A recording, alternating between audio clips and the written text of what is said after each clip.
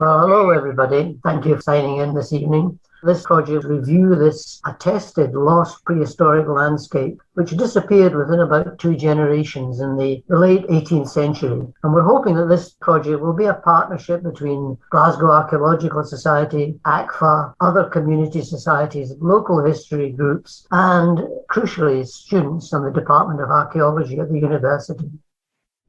So what you're looking at here is the view from the aptly named Gallow Hill, just above the village of Carmunnock, looking west.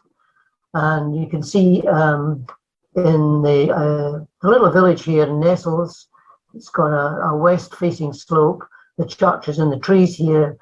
The River Cart, the valley of the River Cart, lies just over the hill here.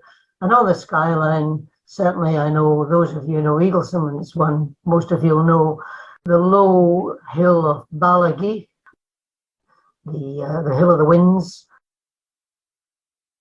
with a little notch in it there.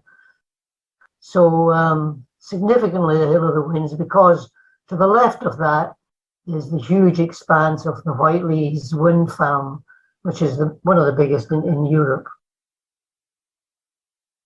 We'll have a look at the area first on the centering on Carmunnock and the sort of network of historic connectivity in the area.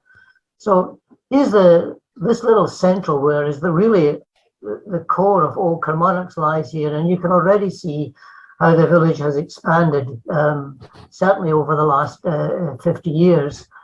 And it's now been driven by the new bypass, which you can see going there from Glasgow to East Kilbride. And already the housing is beginning to reach out, as it does in all these situations, to hit the bypass.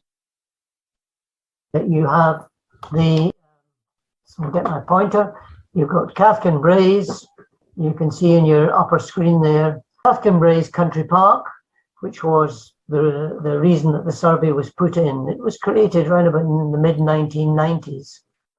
And it includes several features. There's Big Wood, which you can see in the center there, very unoriginally named.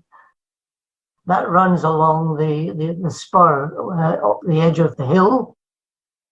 We've got Cathkin Road, which connects Carmunnock with the east side of the hill here. And we've got various roads. So the reason the area that was covered by the survey really ran within the proposed park area, and that's this area to the north of Cathkin Road. To the south of the road is still open farmland. It's still this is still part of Cathkin Braes, and that obviously wasn't covered in the survey. You've got Cathkin Braes Golf Course, and you'll spot here already some things that are marked. The large earthwork in the 13th tee will be coming to that. The roads that coming out, the other feature here on the left, this is the River Cart rising up in the Eaglesome Moors, and we've got a little tributary here from East Kilbride, the Kittoch, on the west side of Carmunnock. And this interesting bend in the river, I'll just take a wee note of this with Carn Booth here. There's some interest actually in this area, in this bend, which I'll mention later. The roads coming out, we have 2 or 3 very old roads. One of the oldest roads is the one that dissects the brae, and it arises from down here. This is the old market road from East Kilbride. It comes up here, it then gets completely lost on this huge landfill site, continues down, and heads up to Glasgow there. The old road from East Kilbride to Carmunnock came in from these angles, from the Kittoch side and the Waterside roads, and then continued down there right into Castlemilk and along. So this has not changed very much in such like. This is still a green belt area. So what I very briefly want you to look at is the actual parish boundaries. Now, parish boundaries were once powerful symbols of identity, very fiercely protected with ceremonial processions, are now really of very little meaning to the engulfing dormitory population. but they're often based on natural topographical features. You can see the main one here is the River Cart in the west. And then the north of us, the Carmunnock is the little central one. It was always quite a small parish. They've got ancient borough of Rutherglen. We've then got the now housing submerged Cathkin parish on our northwest side here. We've got the vast upland plateau of East Kilbride, usually sparsely populated. And you'll see there's an interesting intrusion in here, right down where East Kilbride comes down here. There's a historical, without going into reason for this, because this area is the old barony of Drips. There's a very interesting old moot hill in this area. It's interesting because there might be a similar one on the other side of the Kittock here at Carmunnock. So these parish maps now are, as I say, of very little purpose, but they are currently now being taken out because, of course, the national church and its presbyteries and its commuters are having to consider where they can find partners for this fundamental reorganisation that's it's being launched, and especially in the Glasgow area. Well, now let's go up onto the Braes itself. So welcome to down here, Country Braes Country Park. This is one of the colourful but rusting and occasionally vandalised entrances, the North Gate, lying on Ardencraig Road. It's one of the best entrances to the park because through the archway you can see the west end of Big Wood, it's the best way, I think, to go in and introduce yourself to it. Now, the diorama behind it is one that was created for the millennium, a series of dioramas of Glasgow. And it's proposing a view of the Clyde Valley as viewed, well, perhaps from a lark ascending or a sparrowhawk hovering over it. You can see in the skyline, skyline Ben Lomond and the Campsie Hills and Dungoyne, and then the north side of the river with all the drumlins, which seem to me quite raised. I think the artists had drumlin fever. They seem to have almost been turning them into mountains. And then the river itself, which is an extremely wide surge of bens and water meadows and marshlands, as it would have been in the mid-Neolithic. And then there's the rivers coming in. There's the Kelvin there, and here's the River Cart. And up here you can see the Canningar Loop. So Rutherglen is just below you here. So you're right above it, right above the park itself. The park sits on a huge swell of basaltic lava. This was a source of whinstone for centuries. And it's mixed with glacial dumps of boulder clay, which is very heavy and wet in winter, topped with uneven soil deposits. It was really always ever only fit, especially on the open ridge, for rough grazing. But it edged off at the edges down to the potential for improvement in arable on the lower slopes to the west and the south. The first person to bring this area to the attention, the scholarly attention, was a man called David Ure. He was the assistant minister at East Kilbride.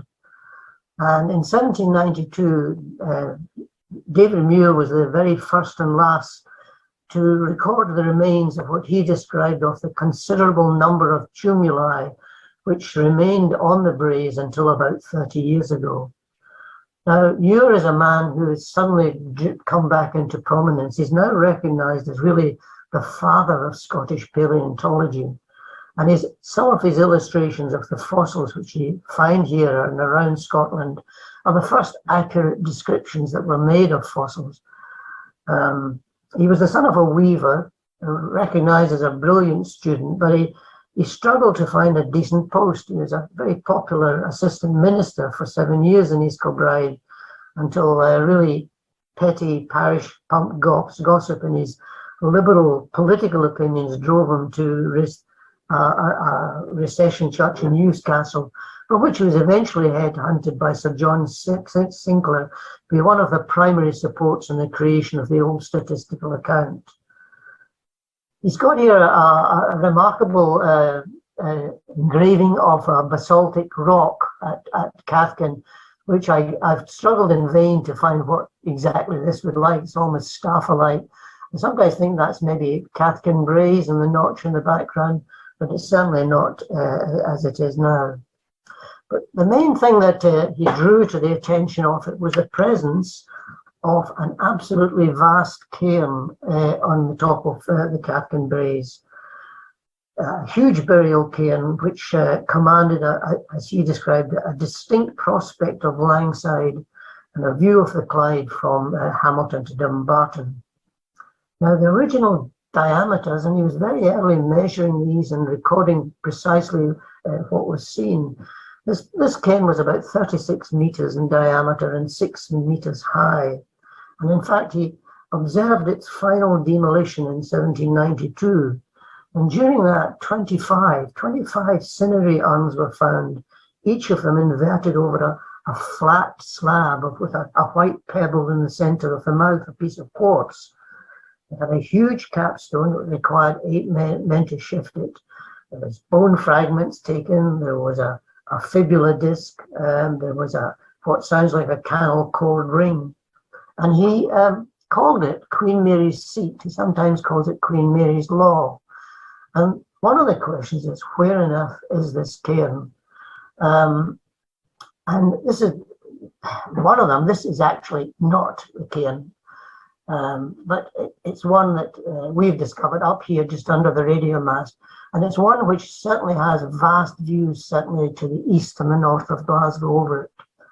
The site of the cairn now is just a ring of trees. And it can't be Queen Mary's because it's only about 20 meters in diameter.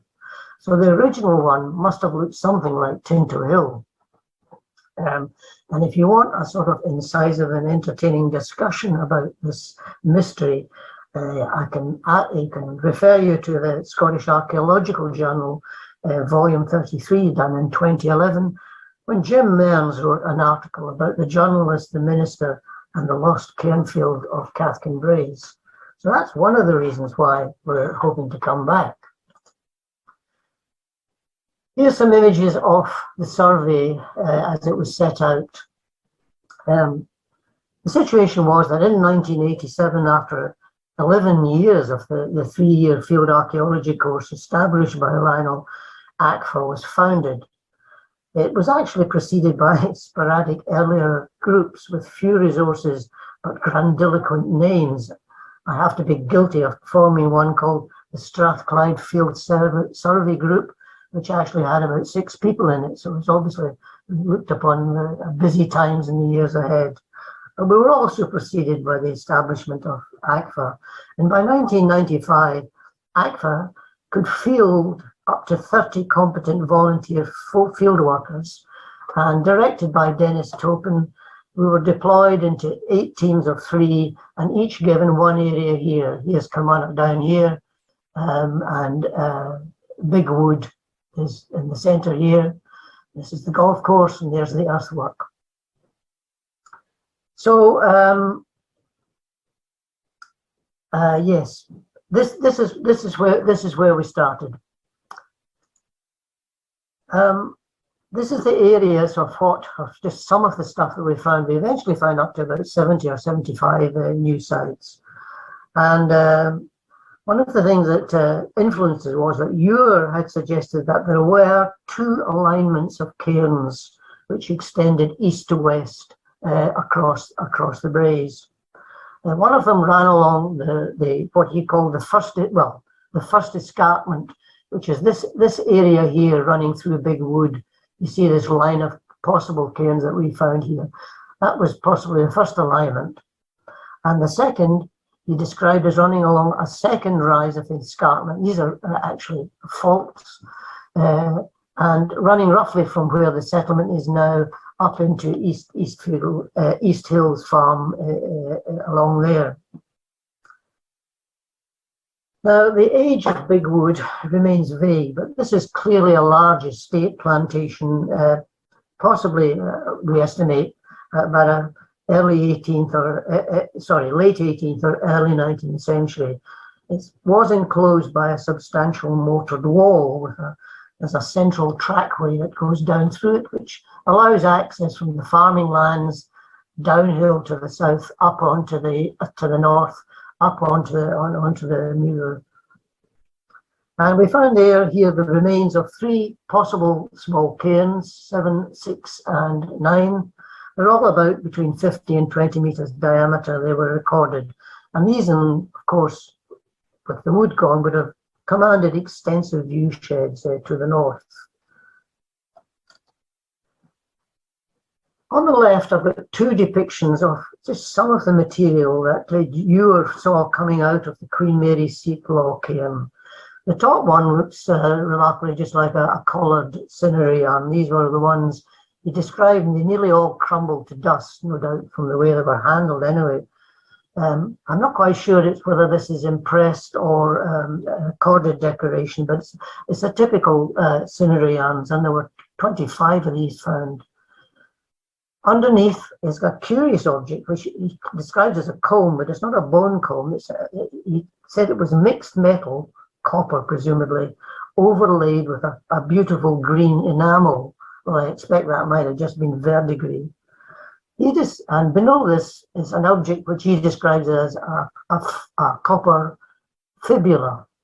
Now, the fibula is a little brooch, and if it is a fibula, the flat type is really of Roman age. I doubt actually if this is a fibula, and I think it might be actually a late Iron Age bridle bit. So any experts in the audience are welcome. These are just 2 of the cairns they found, and you can see how much reduced they are. The cairn here has the wall is running just to the left here. It's all reduced to fragments. This raised platform of earth here, definitely a cairn. At some point, it's been either used with planted with trees, and it's extensively been robbed into a little break in the wall, and there's pits all in the centre. The top one is a purely circular mound, and it has got either a tree root or an extension knocked into it. So these are the little sorts. The diameter are about 15 to 20 meters, but there's these, and there's possibly more of these to be found. The not recorded by Ure, and actually not detected until the late 1950s, and it was from an aerial photograph, and it was first investigated by Archaeology in 1964. Now, this is a long platform which has been turned into a golf green. Tom Welsh, T.C. Welsh, has suggested that with the dimensions of this, it's actually about 50. Tom Welsh suggested this might be the site of Queen Mary's cairn. Now, this is not generally accepted. Eric Talbot described it as a Norman ringwork for the first feudal landowners. That is definitely not accepted. It does, however, remain as the only feature which appears to relate to Ure's dimensions, and it's even a bit larger than the Queen's Seat, his dimensions. So the general agreement at the moment likely is that this is an Iron Age palisaded enclosure. And the Act for 1995 suggested that there were further complexities with, and Dennis said, is a second circular enclosure in this area down here, stretching here, which we thought was visible in oblique light and visible. You could see it in the 1948 aerial photography. But however, when a group of us, Kenny, went up to look at it recently, we could see no evidence of this at all. So it's a very wide ditch. It's got a possible entrance, a causeway at this end here, and it might be something that's worthy of. Certainly, wouldn't be hard to dig it, but it might be quite good for get some GPR or geophys done on it. I'll move on now, leaving the prehistoric, because there's very little known about the area now until the early historic period. And I've got 3 place names which are interesting. For quite a while, the Cairmunnock was taken as Cair from Britannica, and it was called the Fort of the Minnock. Everyone agreed with Minnock. Now, Watson, way back in the 1920s, pointed out first that it wasn't Cair at all. It was Cor, because all the early statements about it talk about Carmunnock. And quite recently, I've been in touch with Dr. Kathleen Forsyth. We were talking about it. And just as an aside, they are preparing a very large study of the place names of Glasgow. So she corrected me and said it's definitely Carmunnock. And Cor refers to, well, I can refer to quite wide meaning. It's a place or an enclosure or a hub. It just relates to the donation of the church, saying this was a donation, it's the monk's place. In Carmunnock, funnily enough, there's a row of cottages which are known as the monkery.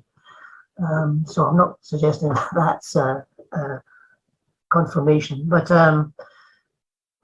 that's it. She is also very interested, and I won't go into this, with Carn Booth, because Carn Booth means a place for tribute to be played. So she's interested in this area. I'm not going to go into it, there's not time, but that might be an area which is not within the park, but it's certainly a part of Carmunnock. Now, the first mention of Carmunnock is in the documentary evidence, is in 1180 by Anselm, a good Anglo-Saxon name, meaning God's helmet. And it's a common English name from the late 11th century.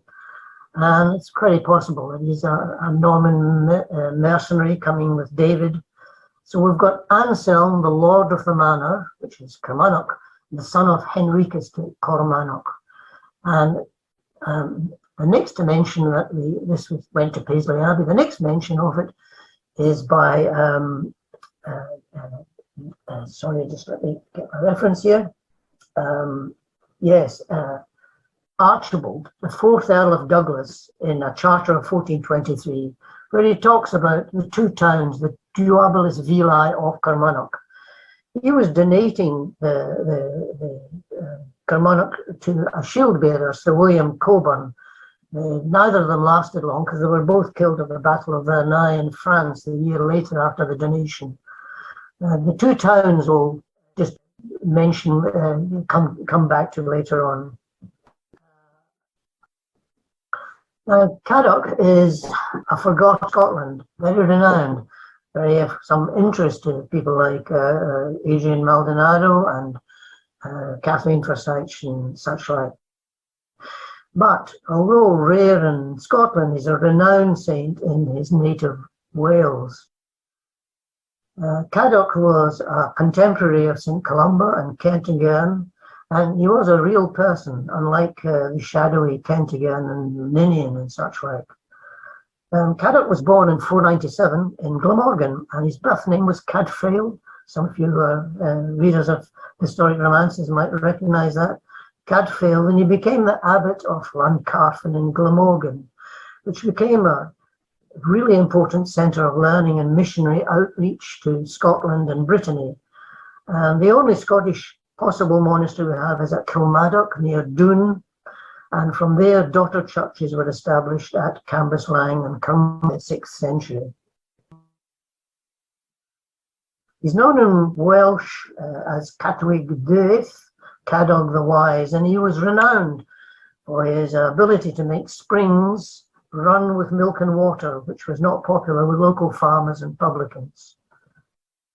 So, I'll move on just now to go back to the Braes. Finally, one of the things that I got from Dennis's really his field note work was his model for what was happening on the Braes and its relationship to the village. The two villae are obviously Carmunnock here, but also Castlemilk on the site of Castlemilk House Town. seems some distance away from Carmunnock, but that's we're sure of what they were. And what you're seeing is the classic thing here, the gradual encroachment of improvement, both medieval and post-medieval, up onto the Muir with actually a lot more of these banks. I'm not saying it's as complex as the Parish Boundary and Tyree, but there are underlying turf banks here, which are intakes into the Muir, and eventually there's the farm at Muirside and a farm at Muir. Up on the top is still right left is common grazing. And just below to sort of emphasize just how visible Cathkin Braes here. Here's a view from the 100-acre dyke just above Hampden, and you can see there's the part of it. Yeah, there's the wind turbine at the top, and this is the great ridge of basalt running all the way along, and of which we are looking for the cairns here. One of the things that we did for the talk in Eagleson was, because it's a commonality between the two. Now, Carmunnock was always primarily a site work, and with the help of Jeannie Lawson of Parkley Farm, the pair of us listed a total of 42 farms within 2 miles of the village, which roundabout they were still there from certainly from the early 20th century. Now, not all of these 42 farms are in Carmunnock village, about 22 of them, but all of them would have been within the local agricultural community. So here's Carmunnock up here, there's the Cathkin Braes, and you can see a couple of interesting things. There's only 2 farms marked, high flat and low flat, but as it's in Roy's map here, you can see is noted where the rig and furrow and cultivation, and you can see the Braes is still quite open. There is some cultivation at high flat and low flat, and especially at the very well-known huge complex at West Scottish Side, which is now, of course, the rural Scottish Rural and Agricultural Museum. So there's Carmunnock, and there's the roads to East Kilbride you see here, and the one to Glasgow, and there is the road I'm talking about from East Kilbride Market Hill Road, running right over the centre, a north to south route across the Braes.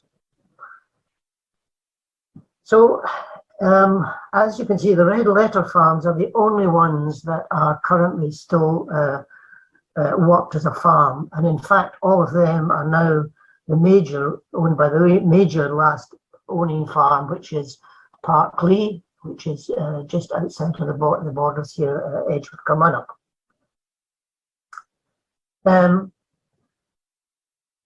When I turn to Carmunnock itself, just to give you a look at it a little closer, here it is in the first OS map, and here it is in Roy's map of 1750. So we have here the centre of Carmunnock. Here, the very core is the little church with its burial ground and the attached glebe. The glebe is still here, and the minister's manse, and the glebe actually included here. Ministers in Carmunnock were often as much farmers as they were ministers. They certainly made more money from several of them from their farming than they ever did for their stipend. And there are 2 centres to the village. The old centre is this little one in front of the church, and it still stands today. And the other one, the 4 roads going off, the old road to Glasgow, Cathkin Road coming down here. You can see it here, what's quite interesting is that these roads, these 3 roads, or 4 roads are all here. There is no road down to Busby and the Kittock. Carmunnock's mill, the only mill it had, was down there in the Kittock. And what you're seeing here is the little burn that goes down to the Kittock. It runs right through the centre here, known as the Tammy Lynn. And it figured quite importantly in a series of wells in the village and such like. So, I won't go through the roads. I'm not going to spend much time. B. Herbert's book, which I'll come to in a bit, goes into a great deal of detail about these and the succession of the houses. But already in 1864, you're beginning to get the first large houses appearing. The railway reached Busby, and that allowed people to come by horse and trap in the evenings back into Carmunnock. So it became the very beginnings of a suburb. Here's the church itself, built in 1767. This is at least the 3rd church on this site. Now, Carmunnock's the second oldest parish church still complete within the city after the cathedral, and we celebrated the 250th anniversary in 2017. The 1560 Reformation revolutionised church architecture in Scotland, and a common variation was often used when adapting an existing building. This is known as a T-plan church. So Carmunnock is a mostly unchanged T-plan church, the church and the adjunct here. These churches are built really to allow the maximum number of parishioners to be near the pulpit. And a further adaptation was usually the closing of one arm, which would become the Laird's aisle or the Laird's loft. And in Carmunnock, it's a loft with an internal balcony. And he has at the back here that they had a separate room here and a vault underneath in which their ancestors are buried. There is the glebe as it is today. One thing that interests me about the glebe is there's quite a prominent mound in it, which I think is natural. It's obviously much reduced. The glebe was actually only saved in 1964, and the fight for its survival, it was about to be, the manse had by this time been demolished to a dry rot. It was about to be built upon by bungalows, and it led to the formation of the Community Conservation Society and the Community Council. And the pure water, and being at the foot of the Braes, there were several springs of water and wells about, and they too played a part. Only one of them now survives, the Dew Well. The Dew Well was the last surviving well.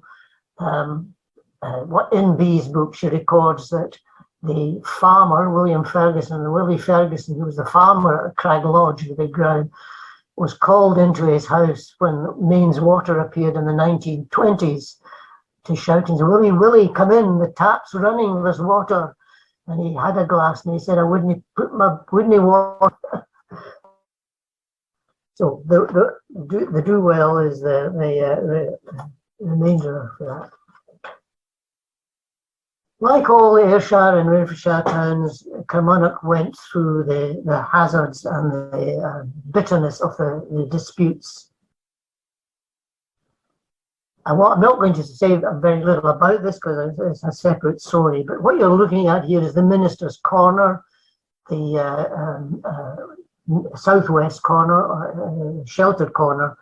And one of the ministers there is the one that was involved during the killing time, the Troubles, Andrew Morton. This is a plaque to him. He's not buried up here. This is his grave here. An interesting character. He was appointed to Carmunnock in 1650, and for about 12 years he was a popular and inspiring minister. And this was terminated with the Restoration, of course, when he was ejected for 28 years in which he wandered around Galloway and with the Covenanters, and it led to a really bitter internal conflict within the village.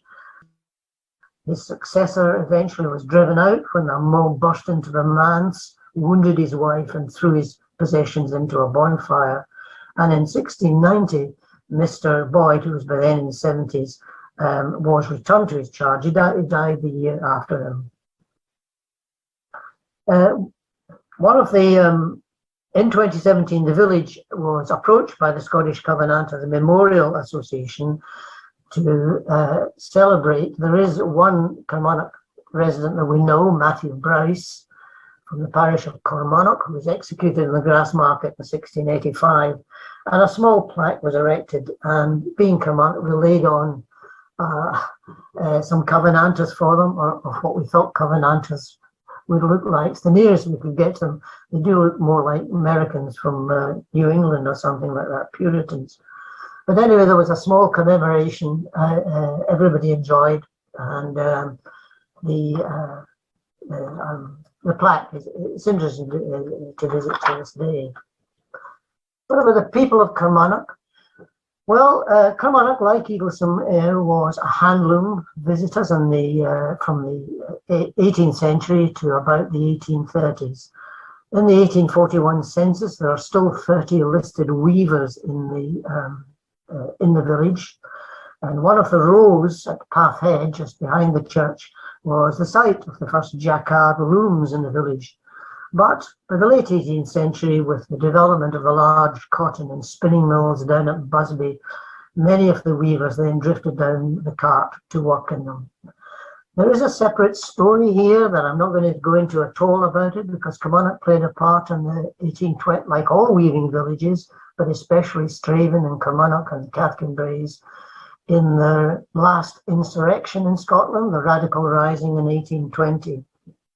But it tamed a new industry, if it can be called that, from the 1850s for about 60 years.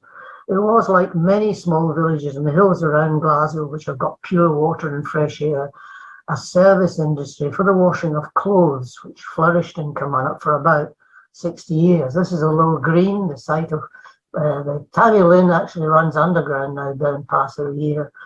And you've got this picture, of course, of which is in the book, of cheery, rosy-cheeked lassies with white clouds of billowing laundry and blue skies. And B found that this was really quite far from the truth. There were people in the village in the 70s who remembered their parents being involved in it. And one described it as a kind of slavery. So there you have them, the washerwomen in their long aprons, black skirts, big yard boots, their blouse sleeves rolled up, their hands bleached and red, tired faces, and their hair hanging in wisps. So I won't go into the industry, we could say more about it, but there were 7 washing sheds distributed throughout it. So your day was spent going back and forward to the 5 wells, because there was no mains water, endless buckets of water, trying to keep children and dogs from the wells, and watching the clean linen day and night from being soiled or damaged. And of course, it had to be picked up from Glasgow and returned to Glasgow. So it was an experience of the village, one they passed through. And what about the masters of the village? Well, the masters of the village were a family called the Stirling Stewarts of Castlemilk. They have quite obscure origins, the Stewarts. They came from, obviously, as a cadet branch of the Stewart family at some point, probably in the 13th century. But their original townhouse was down in Galloway, at the Water of Milk, near Lockerbie. And they were down there, they were seen as a cadet branch, a very strong supporters of the Black Douglases, with a huge power in Galloway. And they accompanied the Douglases in their wars, and especially in the 100 Years' War, to France. That's another story in itself. But however, as some of you know your Scottish history, the Black Douglases imploded in 1450s. By that time, the Stirling Stewarts transferred their adherence to the Hamiltons, and it was the Hamiltons which brought them up to Castlemilk. So probably sometime in the late 15th century. They already had relatives here. They were always very closely associated, the Stewarts of Castlemilk with the Stewarts of Darnley on the other side. This was a pact which was, you see, in the Old Alliance and the French Wars, where there are mercenary soldiers there. This is a view, actually, a rather romantic view, taken from the Big Wood, and looking down, there is quite a big medieval sort of walk. This is the path coming up here down from the home farm. This is Castlemilk House, and there are the stable buildings. Now, somewhere embedded, this is Castlemilk House as it was. There was later in this house a simple tower house, but apart from photographs and personal accounts, there is absolutely no scholarly architectural study was made of this building before its destruction in 1969. It was certainly never a beautiful Palladian mansion. It was really a piecemeal collection of 18th and 19th century additions, and these were the result from the roller coaster economic ride of this family. years of or generations of prosperity to penury to back again. And in fact, they were only saved several times by chance inheritances and agricultural booms. So at its end, there is Castlemilk House in 1969, a stark and rather forbidding Dickensian-looking workhouse. It spent its last 20 years as a children's home, almost 5,000 children passing through it over 20 years. I'm referring now, there's a quite well-known book, very difficult to get now. The last lady of the house was a lady called Helen Stirling Stewart, became Helen Stirling Stevenson Stewart. But Dame Helen was well known in the village, as was her father, who was the last laird. And she wrote a memoir in 1968 called My Name is Helen. And here she is appearing in a painting by the artist George Henry from 1906. She must be about 11 or 12 years old at this time. And I don't know, she looks like a cross between Maureen O'Hara and a dancer from the Folies Bergère. But she was known in the village, and her book is well worth reading, a witty, candid, full of loving and waspish comments on her privileged early life in Castlemilk and Carmunnock. Now, that was a privileged life. Summer seasons in London, house rents in Grosvenor Square, every summer, 4 tons of luggage drawn in horse-drawn carts to Central Station. They were big in the turf, actually disastrously big in the turf and gambling. The stables, which you can still visit, and they had a Derby winner and the one that says Avarovich, but they actually nearly went under completely in the mid-1860s and 70s under a sea of gambling debts, mostly drawn up by William's father. His second wife was an ex-Duchess of Montrose, and when he had a stroke, she had a rubber stamp made, and she signed off for the gambling debts just after his death, and they discovered that they were up to £100,000. We're talking here maybe 2 or 3 million in today's currency. This only appeared when the valuation of his estate at his death. So they had acquired big estates in the north of Glasgow, the Milton estate. That was all had to be sold. All the family silver, all the oil paintings went to Christie's. And in the wee book, she notes, as a young child, she came across an entry in the Bible, which was given to her aunt, by an aunt, to her father on his 21st birthday. And in the margin, the aunt had written, "Put not your trust in horses. This is a hint to you, Willie." The nemesis for the Stirling Stewarts was really in November 1914. In 1912, the Stewart's son, James, there was a grand party for the tenants, the staff and relations in the grounds, and the night was lit up with bonfires in Cathkin Braes. James is mentioned here. You see him in the vault underneath. James was commissioned as a second lieutenant in the Scots Guards, and he crossed to France in August 1914, when the regiment was committed to desperate efforts to try and hold the Ypres salient from October to November.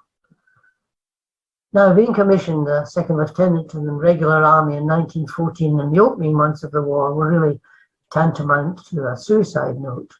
And James was mortally wounded, and he died of these wounds during a completely hopeless counterattack against entrenched German positions. And he was buried in the courtyard of this school here, which is mentioned down here, Hatswell. In that battle, the 1st Battalion of the Scots Guard, they went into Ypres in October with 23 officers and 768 men. And when they were mustered in mid-November, they had 1 officer and 74 men still left alive.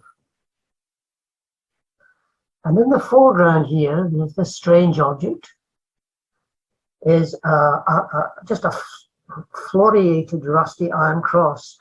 And this object here is actually the hinges from the great medieval gate to Hatswell Dad's School. You can just see it in the postcard above, which shows the state of the school in 1914, and it's somewhere in this picture here in 1918. So it's clear neither James or any of his company's bodies were ever found. They only have names now on the Menin Gate. Somebody must have written to fellow officers to say could they bring them anything from this school, and conveyed all the way from Belgium to Carmunnock was the hinge of this door and the little brass plaque at the foot. You can see their pretensions as a family. Here's the chequy in front. This is no longer here. This was all lifted in 1990. But it was laid out in the first chequy, which is reflected in of course, the arms of the Royal Stuart connection.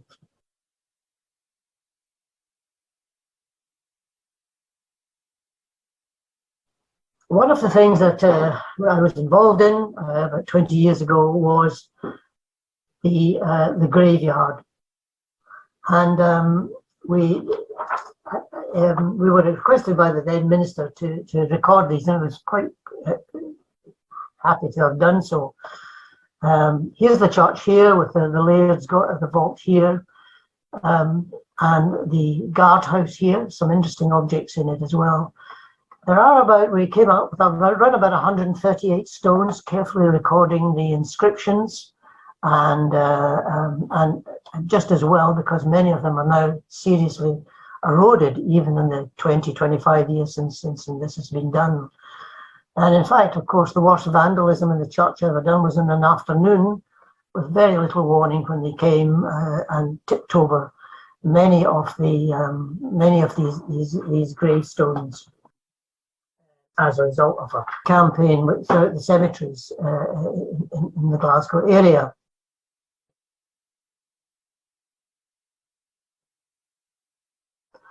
There are lots of stories about people, some very interesting ones. There's about 5 or 6 Commonwealth graves. One of the graves is to a commoner, or a lady, not a commoner at all, called Janet Burnside, who in the 1840s was married a minister from South Africa, a black minister, who was the son of a chieftain in the Xhosa kin from South Africa. And they returned to South Africa. She came home to die and was buried in Carmunnock. But the kinship, the Soga family, as they were called, sent all their children to school in Scotland, and they were ancestors of the birth of the South African Democrat, the Party of South Africa. There's other people in here as well, but I'll reserve that. We've got one of the texts, just as an aside, is Joseph Hodgson, the minister. I had Lawrence Keppie up to have a look at this, for it's written in Latin, and he pointed out at least 3 mistakes in it.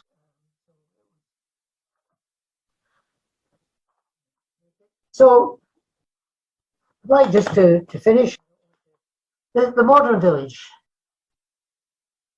Well, it was described by a Rutherglen poet as a rather unimportant place at the back of the Braes, and he insulted it even further by saying, "Carmunnock drowses on its hill, asleep in ancient darkness still." Well, no, I've never actually experienced much ancient darkness in Carmunnock, but I just say, well, it's a place I love and such like. There are moments when you're on Cathkin Braes and around the village, it can be absolutely perfection. You get a spring day in the morning out at Cathkin Marsh, an RSPB reserve up at the top of the Braes. There's garden open days when it's visited. There's a wonderful formal garden in it. And a winter's walk at dusk around the quieter farm roads on the south of the Brae can be unforgettable. Before we leave this Edenic scene, I'd like to say a little bit about a site in the Netherton Braes on the north side, which has been known for about 30 years more. It's quite a historic World War II site just west of the village. And this is the Carmunnock anti-aircraft battery. It's over the fields from Carmunnock Hotel, for those of you who know it. It was one of the at least 43 similar sites around the city constructed to intercept German air attacks, obviously, on industrial sites. So there's 4 gun emplacements, 2 magazines with their administration blocks. Opposite, there are barrack blocks, which all now just reduced to the footings and standings. And it was continued as a Cold War site for an early warning site, modified for Soviet threats and the Cold War and a new command post, engine houses. Now, post-war, the buildings across there became temporary accommodation for displaced Blitz families, for prisoners of war who, for many reasons, didn't wish to be repatriated. And certainly, even when I came to Carmunnock, there were many who remembered avoiding the camp because it had a very sad reputation as a place to be approached with caution for the people who were living in it, who had no choice of their own of having to live there. But I bring it in because the fact is that, community archaeology now, big work it went on at Stobo Hill and the borders. And there's a big one at Oswestry, it was recently reported. So it is a thing, and there are still people who remember the camp and remember the German prisoners of war who were employed all around it. So I'll draw it to a close by finishing to say thank you to, yourself for having the patience to sit through. And the 2 characters I'd like to dedicate it to. One is B. Herbert. Now, Carmunnock had several earlier chroniclers, mostly ministers. Outstandingly, one was a Dr. Henry Hutchison, a professor of theology who was a minister from 1977. And he published 2 essential volumes drawn from the session records. But B came to Carmunnock in 1956, and for 65 years of its memories and its history. She was a slight woman, quiet and gentle nature, but she was inspired by a series of evening classes run by one of Glasgow's greatest historians, Frank Worsdale, who inspired her to seek out and listen to the voices and the lives of the generations of older villagers who would soon pass away unheard and unrecorded. And this book a little book that she published in 1989, it still stands today as an unparalleled example of how to write a village history. On the right, Dennis, those who remember Dennis Topin. Dennis was one of ACFA's key figures in the formation of the group. He was involved in many surveys, including the Cathkin Braes, in which he was the director and the editor. Dennis would spend hours meticulously helping and editing other projects. He was a much loved and respected history teacher at Beauclair, north of the city, and he was a master of a vast range of subjects, from domestic architecture, military history, gardening, cats. Dennis's modest integrity and good humour was a great loss to us. But not least, he was a man who resolutely stood his ground in discussions over surveys and interpretations to politely but persuasively note that you were actually talking mince. So, well, I thank you all for your patience with listening to this plateful. Thank you very much.